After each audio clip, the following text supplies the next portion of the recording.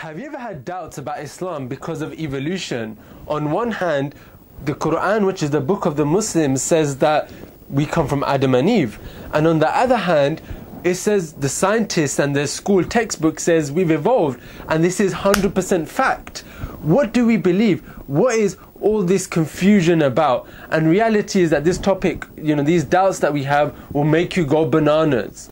And the reality is there's been a lot of debates on this topic, and it's been more like guerrilla warfare.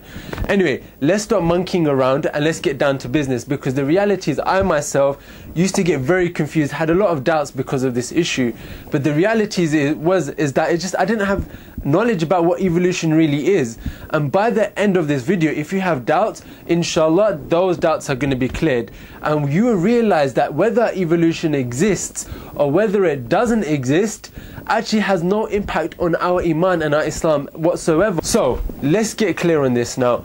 We have two extremes. We've got the side that says evolution is complete fact. We've got the other side that says evolution is complete fiction. What do we do? How do we clear this up? Let's look at evolution for just a moment. Evolution itself is broken down into two areas: microevolution and macroevolution.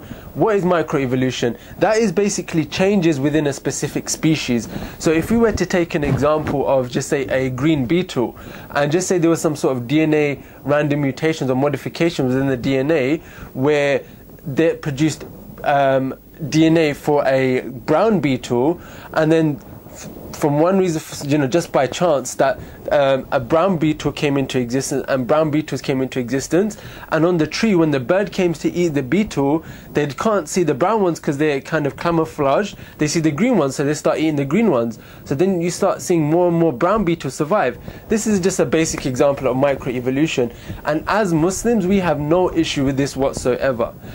No issues whatsoever. Even human beings, to some level or another, we go through an micro-evolutionary process. For example, Adam, as we know through the prophetic tradition, which is the hadith, we know he was much larger, 60 cubits tall. So we know through a process we have gone through some specific changes. We've got black people, we've got white people, we've got Asian, we've got Chinese. We can't say Adam was all of those, right? We know that, time, space, time, places, we have had adaptations and we've gone through changes. Muslims have no issue whatsoever when it comes down to microevolution. The debate comes in and the issue comes in when we go into macroevolution, which some of the atheist community and the evolutionists would say that is just a collective amount of microevolution, and you get macro, but that's not the case, because we're talking about new DNA being involved here. We're not talking about edits within a specific species, like for example you've got cats, and so you just say you had cats and you've got different types of cats, which is microevolution. We're talking about macro, which is, say, from a cat to a dog. How does that come about? Now, what they claim and what the theory is that you have a tree, this tree of life, and that we've all come in and we have some sort of link with each other, and we have a common ancestor, and that's basically it. That's what they basically say. However, if we now look at the other side, those that say evolution does not exist, it's just a theory, it's not even a theory, it doesn't even exist, they would basically argue that, right, if you're saying that we've got these transitional processes, then there needs to be fossils from one process to another, from one species to another species. For example, a fish going onto land, there needs to be an intermediate. Something from land to the sky, there needs to be an intermediate. And they would argue that when we look at the fossil records, there's absolutely no fossils there to prove this whatsoever. And they would say that when we look at the fossil record, we don't see they're coming from an evolutionary process, but we see at one point in time they just came into existence, and they call this the Cambrian explosion, when they see that all these animals just come into existence. Right? Now, some of the evolutionists would say, no, you've got it all wrong. When we look at the genes of us human beings, they're almost the same as the apes. And however, the people that reject evolution would say, well, they're the same as mushrooms as well, and other creatures.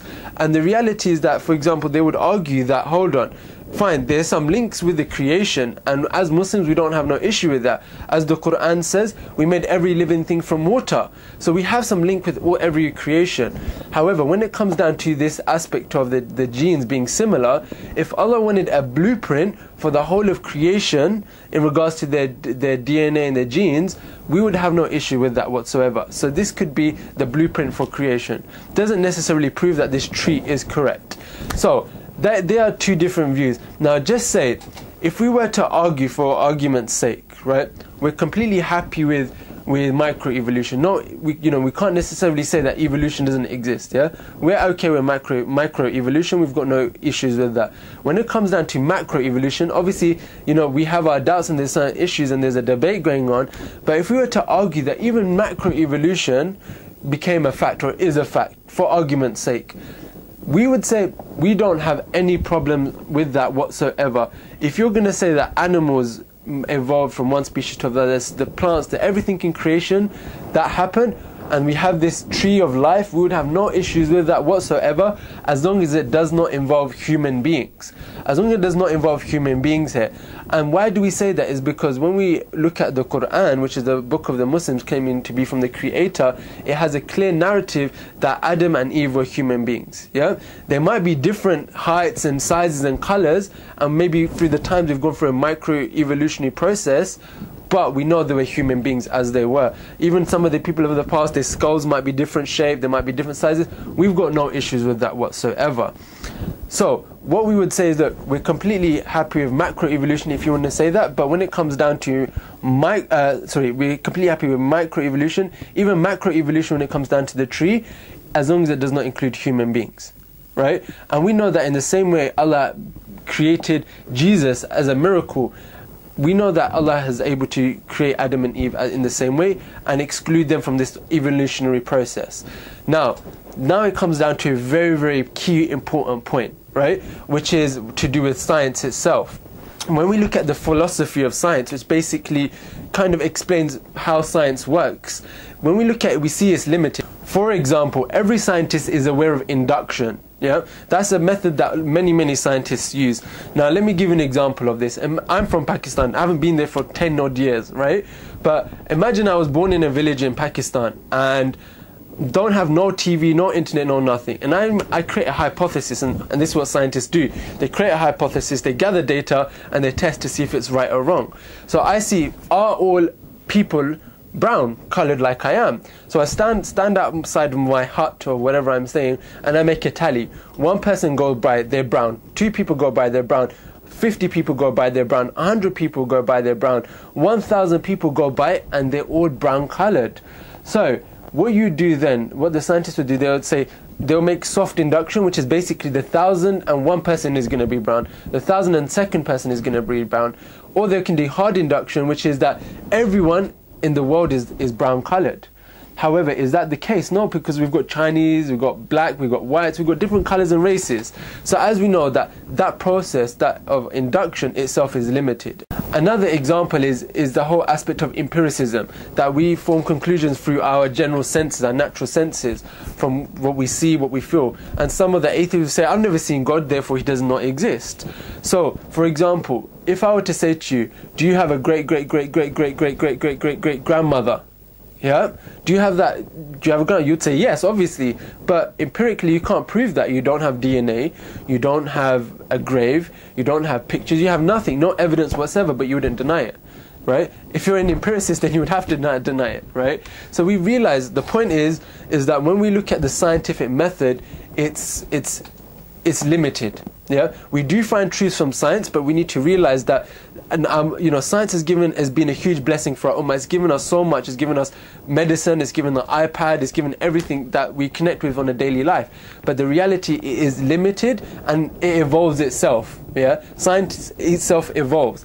However, on the other side, we have the Quran, which is the book claiming to be from God, and we would follow that because we don't follow it blindly. We've got solid reasons to show that it cannot come from a human being. For example, when we look at the literary miracle of the Quran, you know, the Arabs at the time were par excellence when it comes down to poetry in the Arabic literature, and the Quran says if this is from other than God, then create a chapter like it. This is a timeless miracle, a timeless challenge that no one's ever been able to do, right? And also we've got so many different aspects of science within the Quran, talking about embryology, cosmology, oceanography, talking about the animals, the bees, the ants, and it talks about mountains. It talks about so much in the Quran, and it's got so much information that the Prophet ﷺ would not have had knowledge of or have access to this knowledge. So we can, when we think about it, it couldn't have come from a human being, it must have come from the divine.